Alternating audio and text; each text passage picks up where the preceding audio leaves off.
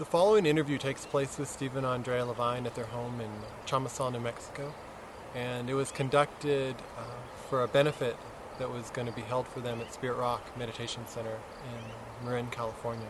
And because they couldn't attend the event, we thought we'd put together a short video to play there. They don't do many interviews, and their health has been such that they don't travel very much anymore. So this is one way to get a glimpse into their life and to learn a little bit more about how they're doing and the teachings that have impacted them. And I wanted to start by asking you to tell a story that I've heard and that I think a lot of other people would enjoy hearing, and that's the story of how you guys first met. I was in a death and dying group in Taos, and just a helpers group. And a friend in the group said, "You have to go and meet my dear friend, Stephen Levine. He's the death and dying counselor and a teacher and a writer." And I said, yeah. I was so arrogant. I thought I knew everything about death and dying because I'd done it since I was a young kid. So I said, okay. And it took me like 6 months to save money to go. I went there.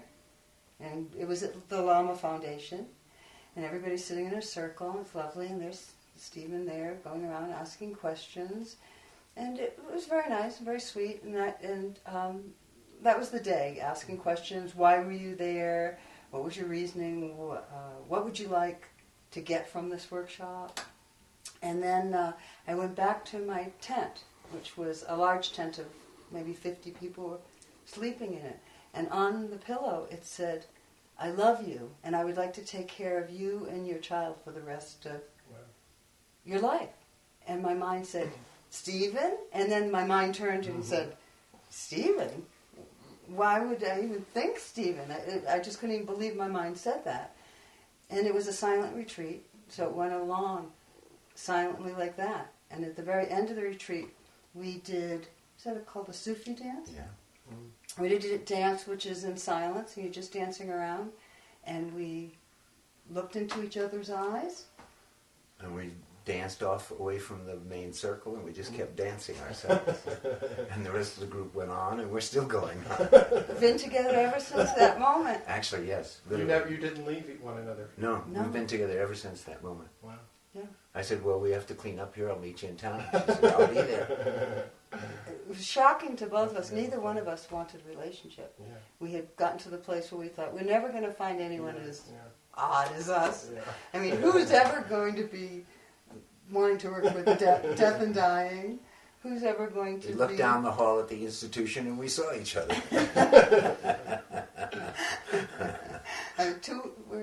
We were both hermits then. Now we're complete hermits, aren't we? Or incomplete hermits. Ondrea telling the story about a letter, a note left on her pillow reminds me of 40 years ago maybe, sitting at Sujata's meditation center. Julie Wester, who's a student teacher there, it's my birthday. And Julie knows it's my birthday. And on my pillow, I got a note, "May this be your last birthday." It was the sweetest, deepest greeting I had ever, and goodbye, that I had ever seen. I thank you, Julie. There's a sweet one. And Deborah, too. We've seen Deborah come from student to voyager, to explorer, to deeper and deeper student, to attending the flow of the Dharma, letting it come through her. Just remarkable. We're just so proud of our friends that have gone so far, done so much work, like Deborah and Julie. And Jack's doing okay, too. One of the questions that I think Deborah had said that she gets most often is just a question of, how you all are doing. And I don't know how much you want to say, but whatever you're comfortable with saying, I had mentioned that I would at least present that question. I'm comfortable with the truth. Mostly. We're doing fine. I mean, I have leukemia. I have lupus. I've got if I went through the list, I would just get pity, and I don't really want anybody's pity. We are really happy. We're blessed to be together 24/7 for all these years, and he still makes me laugh every single day. Unintentionally.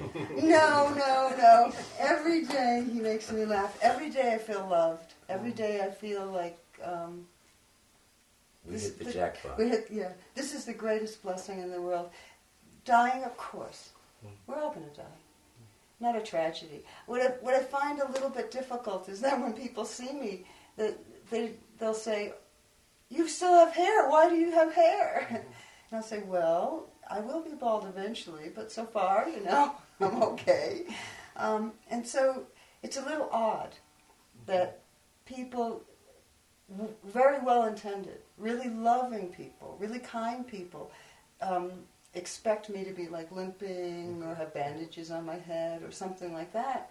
And nowadays with cancer, you actually can look and do pretty well until you get to the end. And the end is the same for everyone. You look like a mess, and we're impermanent. That's the way we're supposed to look, just like every other plant, It's interesting how what our experience is now parallels some of the experiences and the stories we heard when we were working with so many dying patients. A lot of patients mentioned, some patients mentioned, how it was hard for their family to understand that they were ill. Because certain qualities of illness don't show. Pain doesn't show. Nausea doesn't show. Weakness in the body doesn't show. I mean, you might notice a person, you might see them for a moment being unstable before they catch themselves and sit down and such, but generally there's a lot of qualities that go along with illness that are not recognized. And we've heard many a person say, "My family just thinks I'm malingering when I say I'm ill." It's a shame, but again, everything we're going through is nothing new. We've heard these stories so many times, and now we're just another story, really. Now we have to take our own advice. And I go think, meditate. Yes, and always to meditate. And for other people, I think the biggest thing is, the hardest thing for people, because of their care, is they get compassion and pity mixed up. And I think because they want to help you, they care so much for you, they want to help you before you need help. So they make you, not meaning to, feel a little helpless,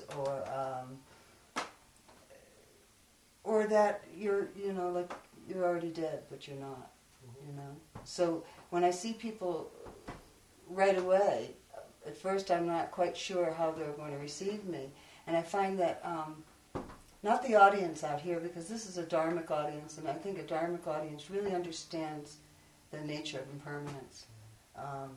But not to put down other people that aren't dharmic, but the tendency for them to treat you as if you were already dead, or to close their heart to you, or to not really want to touch you. I've had people that I normally would kiss on the cheek go like that to me. And so I'm used to it, and I have to take my own advice. But it's so, I think I feel more understanding. I wouldn't have said it before I got cancer again, I don't think. But I feel even a deeper understanding of what people go through. Because my cancers before just kind of came and left.